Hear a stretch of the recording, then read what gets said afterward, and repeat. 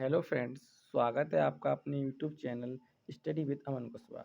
तो फ्रेंड्स, आज हम सीटेट 2023 मतलब जो जुलाई में एग्ज़ाम होगा उसके लिए कुछ प्रीवियस ईयर्स के क्वेश्चन लगाते हैं मैथ के। तो देखते हैं फ्रेंड्स, यहाँ लिखा है 2/7 प्लस 7/2 बराबर है, यानी हमको ये बताना है ये किसके बराबर है।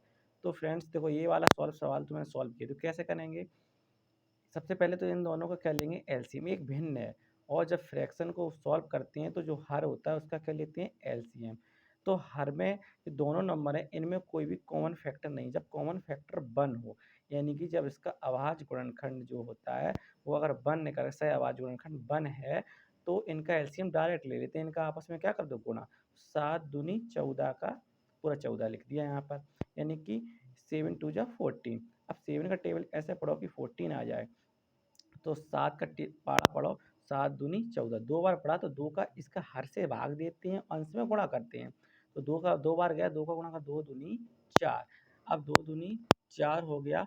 अब 4, अब प्लस का साइन था, प्लस लगा दिया। अब 2 का पढ़ा ऐसे पढ़ो, फिर से 14 है, 2 सत्ते 14। अब 7 का गुणा किस में करेंगे, 7 सत्ते 49। अब फ्रेंड्स, इनको आपस में ऐड कर दो। जब इनको ऐड करोगे तो क्या होगा, 53/14। ये इसका आंसर था, किसके बराबर था, 53/14 का। नेक्स्ट क्वेश्चन है फ्रेंड्स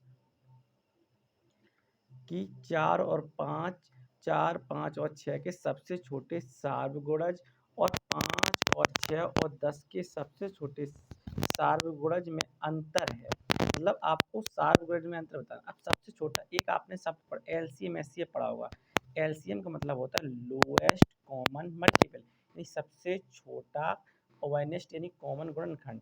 सबसे छोटा कॉमन गुणनखंड, सबसे पहले इसका सबसे छोटा गुणनखंड निकालो कॉमन, और फिर इसका गुणनखंड निकालो कॉमन, यानी सबसे दोनों का एलसीएम निकालो, उनका क्या बताना है, अंतर बताना है। तो देखो 4, 5, 6 का एलसीएम, तो आपका नंबर लिखा 4, 5, 6। तो देखो एलसीएम जो होता है वो दी हुई संख्याओं से कैसा होता है, दी हुई संख्याओं से हमेशा बराबर होगा या उससे बड़ा होगा। अर्थात कहने का मतलब ये जी संख्याएं होती हैं इनसे बड़ा आएगा, नहीं तो जो बड़ी संख्या होती है उसके कैसे आएगा, बराबर, क्योंकि एलसीएम इससे पूर्णतः विभाज्य होना चाहिए और एलसीएम हमेशा इनसे छोटा होता है। तो आप भाग दो। अब डायरेक्ट एक तो वो तो हम लोग पहले निकालते थे, ऐसे करके निकालते, ऐसे करके निकाल लो। 2 दूनी 4, 5 का 5, 2 तिया 6। अब 2 से फिर से करो, तो 2 एकम 2, 5 का 5, अब 3 का नहीं जाएगा। अब देखो फ्रेंड्स, किससे हो जाएगा, 3 से, तो 1 1 1। उसके बाद हम किससे करेंगे, 5 से। नेक्स्ट बार में क्या करेंगे, यहाँ 5 का 5 रहेगा, नेक्स्ट बार में क्या करेंगे, 5 से। तो क्या आ जाएगा, 2 दूनी 4, 4 तिया 12, 12 पंचे 60। अर्थात देखो जो उसका एलसीएम आया किस किस का, 4, 5, 6 का कितना आया, 60 आया, यानी 60 आया, यानी देखो इससे हमेशा बड़ा है। और अब हमें किसका निकालना है एलसीएम, 5, 6, 10, इसका एलसीएम निकालना है। तो इसका भी एलसीएम निकालो। 2 से करोगे 5, 2 तिया 6, 2 पंचे 10। फिर 3 से 5, 1 5, 5 से 1 1 1। देखो 2 तिया 6, 6 पंचे 30, इसका क्या निकल के आया, 30। तो इन दोनों का क्या बताना था मुझे, अंतर बताना था। क्या निकल बताना था, अंतर। तो 60 में से आप 30 को क्या कर दो, घटा दो। अंतर में हमेशा घटाते हैं, यानी डिफरेंस। और जब भी योगफल की बात करें, योग की बात करें, तो वहाँ ऐड करेंगे। 60 में से 30 मतलब 30 गया तो 30, तो आंसर कितना हो गया, 30। तो नेक्स्ट क्वेश्चन इसका हम देखते हैं। 5 अंकों वाली सबसे छोटी संख्या और 3 अंकों वाली सबसे सबसे बड़ी संख्या का अंतर बताना है। यहाँ भी हमको डिफरेंस निकालना है, और डिफरेंस कैसे निकालना है, 5 अंकों की सबसे बड़ी संख्या। तो देखो छोटी संख्या, तो देखो एक चीज़ सुनो, एक अंक की सबसे छोटी संख्या होती है एक, और कितने अंक की, 5। तो 1 2 3 4, यानी कि 4 जीरो ले लो। तो 5 अंकों की सबसे छोटी संख्या क्या हो गई, आपकी हो गई 10,000। इकाई, दहाई, सैकड़ा, हज़ार, 10,000। और 5 अंकों की सबसे छोटी संख्या, वो 3 अंकों की सबसे छोटी सबसे बड़ी संख्या। तो एक अंक की सबसे बड़ी संख्या क्या होती है, 9। तो 3 अंक की क्या हो जाएगी, 999, अर्थात 999। तो इससे हमें क्या करना है, इससे हम इसको घटा दें। तो इसको हम घटा देते हैं, क्योंकि इसमें अंतर ही तो बताना था। तो 10 से 9 गया 1, क्योंकि यहाँ से कैरी ले लिया। 9 से 9 गया 0, 9 से 9 गया 0, और यहाँ कितना बचा, 9। तो क्या आ गई, इनका अंतर आ गया आपका 9,001। 1। अब इसका नेक्स्ट क्वेश्चन है कि 27,770 प्राप्त करने के लिए 7,070, 7,707 और 7,007 के योगफल में क्या जोड़ना होगा। मतलब आपको हमको ये प्राप्त करना है, तो ये जो संख्याएं तीन दी इनके योगफल में क्या जोड़ दें। तो हमको नहीं पता है, तो आप क्या करो, जब ऐसे सवाल बन जाए कि वो कहे क्या जोड़ें क्या घटाएं, ऐसे सवाल में हमें लगता है कि अब क्या करें, तो क्या करना, हमेशा एक कोई भी आप वेरिएबल ले लो, एक चर राशि को जोड़ दो। यानी हम लोग जो पहले से लेते आए हुए हैं, क्या एक्स को जोड़ते हैं, किसको जोड़ते हैं, एक्स को। किस में जोड़ना है, इसमें जोड़ना है। वो कह रहा है कि ये तीन संख्याएं दी हैं, इनके योगफल में क्या जोड़ें कि हमको 27,770 प्राप्त हो जाए।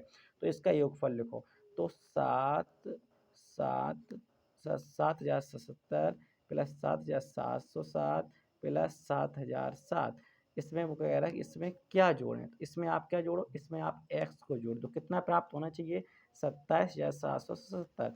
तो आप इनको सबको ऐड कर लो, तो 7 7 14 7 21 का 1 हासिल का 2 हैं। अब 0 0 और 7, 7 में 2 जोड़ दिया तो कितना हो गया 9, 0 7 0, यानी कि क्या हो गया आपका ओनली 7, 7 7 7, फिर से क्या हो गया आपका 21।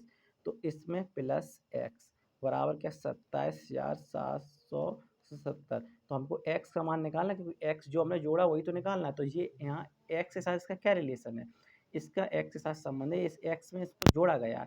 जब भी हम इसका पक्ष चेंज करेंगे तो हम क्या करेंगे, घटाएंगे। तो 27,770, क्योंकि यहाँ से जब भी पक्ष बदलेंगे तो चिन्ह बदल जाता है, प्लस माइनस में माइनस प्लस में। तो ये होगा माइनस का 21,000 आपका हो गया 791।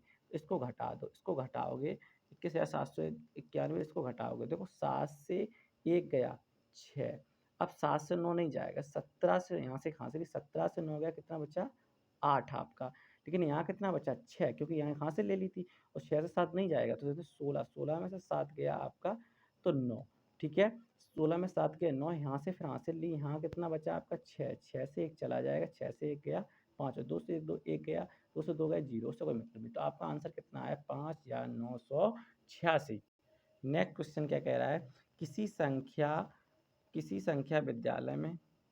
विद्यालय में 300 विद्यार्थी, जो 320 विद्यार्थी हैं, कोई विद्यालय है, उसमें कितने विद्यार्थियों की संख्या कितनी है, 320, जिनमें से एक चौथाई, जिनमें से क्या, देखो इसमें लिखा है जिनमें से एक चौथाई या 1/4, जिसमें से एक चौथाई क्या हैं, लड़कियां हैं, और शेष क्या हैं, लड़के हैं। तो लड़कों की संख्या का 2/3 खिलाड़ी हैं, जो खिलाड़ी नहीं है उन लड़कों की संख्या है।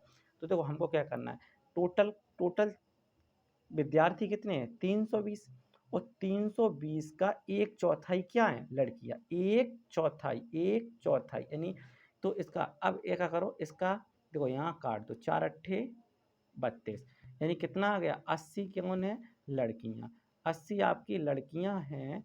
तो देखो टोटल छात्र कितने थे, 320, और उसमें से आपकी कितनी 80 आपकी लड़कियां हैं। जब उसमें से 80 आपकी लड़कियां हैं, तो देखो 0 12 में से 8 गया 4, और यहाँ कितना बचा 2, यानी 240 क्या हो गए, 240 आपके हो गए लड़के, और 240 लड़के में से वो ये कह रहा है कि 240 जो लड़के हैं उसका 2/3 खिलाड़ी हैं। तो 240 लड़के हैं, तो इसका 2/3 क्या है, खिलाड़ी हैं। तो 3 अट्ठे 24, यानी कि क्या 8 बार गया, 8 दूनी 16, 160 आ गया, 160 क्या है, खिलाड़ी। अब टोटल लड़के कितने थे, 240, और 240 में 160 क्या है, खिलाड़ी हैं।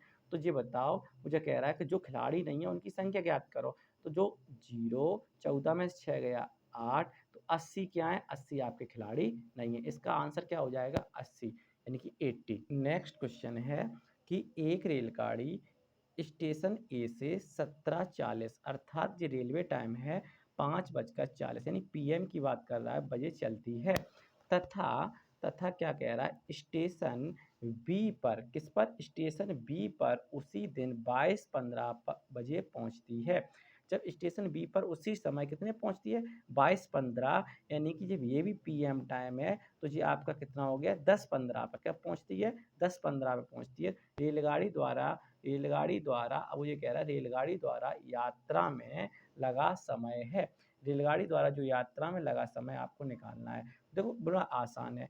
क्या है कि देखो स्टार्टिंग टाइम और लास्ट टाइम, तो देखो ये वाला टाइम है, इस वाले टाइम से इस वाले टाइम को क्या कर दो, जो टाइम ये है इससे इसको क्या कर दो माइनस, यानी कि जो बी टाइम है बी से ए को क्या कर दो माइनस। तो बी पर क्या है 22 15। अब 22 15 से आपको क्या माइनस करना है, आपको माइनस करना है 17 40। तो आप तो ये कहोगे ये कैसे होगा माइनस, तो इस घबराने की बात नहीं है, क्योंकि 1 मिनट में आप 1 घंटे में कितनी मिनट होती हैं 60। तो यहाँ से 1 घंटा उधार ले लो तब तो घट जाएगा, 15 में से 40 नहीं घटेगा, लेकिन यहाँ से 1 घंटा उधार ले लो तो उसको कैसे लिख सकते हैं, 21 घंटा 75 मिनट नहीं लिख सकते हम, लिख सकते हैं, क्योंकि मैंने यहाँ से 1 घंटा इधर ले लिया, 60 15 में 60 जोड़ दिया तो कितना 75, और यहाँ 17 से हम किसको 40 को क्या कर दोगे कम कर दोगे, तो 5 7 में 4 गया 3, और यहाँ पर 11 में 7 गया 4, अर्थात 4 घंटा 35 मिनट में उसको उसका उसको कितना समय लगेगा 4 घंटा। नेक्स्ट क्वेश्चन है, एक 90 सेंटीमीटर लंबे तार को मोड़कर एक आयत का रूप दिया गया, यदि आयत की चौड़ाई 15 सेंटीमीटर है तो इसका क्षेत्रफल क्या है। यानी कि हमको ये एक तार था, पहले मान लिया एक ऐसा तार था, इसको क्या किया, उसको उसने ऐसा मोड़ा कि वो एक आयत का तरीका सा बन गया, तार को मोड़कर एक आयत का रूप दिया गया। आयत में क्या होता है, आयत की आमने सामने की भुजा कैसी होती हैं, बराबर होती हैं। तो बन गया, यदि आयत की चौड़ाई, तो देखो ये लंबाई होती है, ये क्या होती है चौड़ाई, तो उसका क्या करें लंबा, इसकी चौड़ाई अगर 15 सेंटीमीटर है तो इसका क्षेत्रफल क्या होगा, क्षेत्रफल निकालना है। पहले तो ये बताओ उसको कितने सेंटीमीटर, 90 सेंटीमीटर लंबा तार था, यानी जो आयत का परिमाप क्या हुआ, परिमाप आयत का परिमाप आपका जो दिया हुआ है वो दिया हुआ है 90 सेंटीमीटर, और इसमें आपको आयत का परिमाप 90 सेंटीमीटर दिया था, और आयत की यहाँ चौड़ाई कितनी दी थी, चौड़ाई दी थी आपको 15 सेंटीमीटर। अब हमको क्या, हमें पहले लंबाई निकालनी है, लंबाई के बाद क्या निकालना है क्षेत्रफल, क्योंकि क्षेत्रफल होता है लंबाई गुणे चौड़ाई। तो आयत का परिमाप का फॉर्मूला होता है 2, क्योंकि देखो आयत का परिमाप का मतलब ये होता है, कभी भी किसी का परिमाप निकालोगे तो सम ऑफ ऑल साइड, सभी भुजाओं का योग, यानी कि आप सभी भुजाओं का क्या कर दोगे योग कर दोगे, सभी भुजाओं को जोड़ दोगे, इसकी कितनी भुजाएं 4, तो ये लंबाई ये लंबाई ये चौड़ाई ये चौड़ाई, तो क्या हो जाता है 2 लंबाई 2 चौड़ाई, तो 2 को ले लो बाहर, यही लंबाई प्लस चौड़ाई बराबर कितना हो गया, ये कितना दिया था 90 सेंटीमीटर। अब लंबाई तो कितनी है इसमें, लंबाई तो पता नहीं है, लेकिन हमारी चौड़ाई कितनी है 15 बराबर 90 सेंटीमीटर। तो यहाँ इसका 2 में 2 का गुणा एल में 2L प्लस 15 दूनी 30 बराबर का 90, कितना हो गया 90। अब हम क्या करें कि यहाँ से 2L बराबर 90 माइनस का 30, यहाँ से 2L बराबर 90 में से 30 किया कितना बचा 60, तो L बराबर का 60/2, तो L बराबर कितना निकल आया आपका 30, L की लंबाई निकली 30। अब हमको निकालना है क्षेत्रफल, तो क्षेत्रफल क्या होता है आयत का लंबाई गुणे चौड़ाई। अब हमारी लंबाई कितनी निकल के आई 30, और हमारा जो चौड़ाई कितनी थी 15, तो 15 तिया 45, तो क्षेत्रफल हमारा क्या होगा 450 मतलब 450 सेंटीमीटर स्क्वायर, ये हमारा क्या हो गया, इसका परिमाप हो गया। नेक्स्ट क्वेश्चन है, 4 और 2 तिहाई समकोणों में डिग्रियों की संख्या 395 से कितनी अधिक है। यानी क्वेश्चन कह रहा है कि 4 और 2 तिहाई समकोणों में डिग्रियों की संख्या 395 में कितनी अधिक है। 4 और कितना 2 तिहाई, तो 2 तिहाई इसमें क्या करें, डिग्रियों समकोणों में एक समकोण त्रिभुज का मान 90 डिग्री होता है, तो 90 का किस में क्या कर देंगे गुणा, तो इसको सॉल्व करते हैं। 3 चौको 12, 12 और 2 कितना हो गया आपका 14, 14/3 गुणे 90, 3 से काटो 30 बार में कटा, किस में कटा 14 तिया 42, यानी कितना होगा 420 निकल आया। अब वो ये कह रहा था 395 से कितना अधिक आया है, 395 को इसमें क्या कर दो माइनस कर दो, 395 इसको माइनस कर दोगे तो कितना बच के आया अपना 25, तो कितना अधिक आया 25 अधिक आया है। कितना सरल सवाल था। नेक्स्ट क्वेश्चन है कि ये पैटर्न है कि निम्न पैटर्न का अवलोकन कीजिए, 1 = 1, 3 + 5 8, 7 + 9 11 27, 13 15 17 19 19 इक्वल, तो कितना है 64, तो तो वो कह रहा है अगली पंक्ति के दाएं पक्ष में संख्या क्या होगी। तो अगर अगली पंक्ति के दाएं पक्ष में संख्या क्या होगी, यानी कि इसी जो पंक्ति आई इसका पक्ष दायां कौन सा है, ये वाला इसमें। तो देखो ये क्यूब चल रहा है, 1 का क्यूब 1, 2 का क्यूब 8, 3 का क्यूब 27, 4 का क्यूब 64। तो नेक्स्ट इसके दाएं पक्ष में क्या आ जाएगा, बिल्कुल आसान सवाल था। कितना आ जाएगा 125, क्योंकि 5 का देखो 1 2 3 4, 5 का क्यूब कितना का होता है 125। आई होप आप लोगों को समझ में आया तो वीडियो को लाइक करें, चैनल को सब्सक्राइब करें। जय हिंद।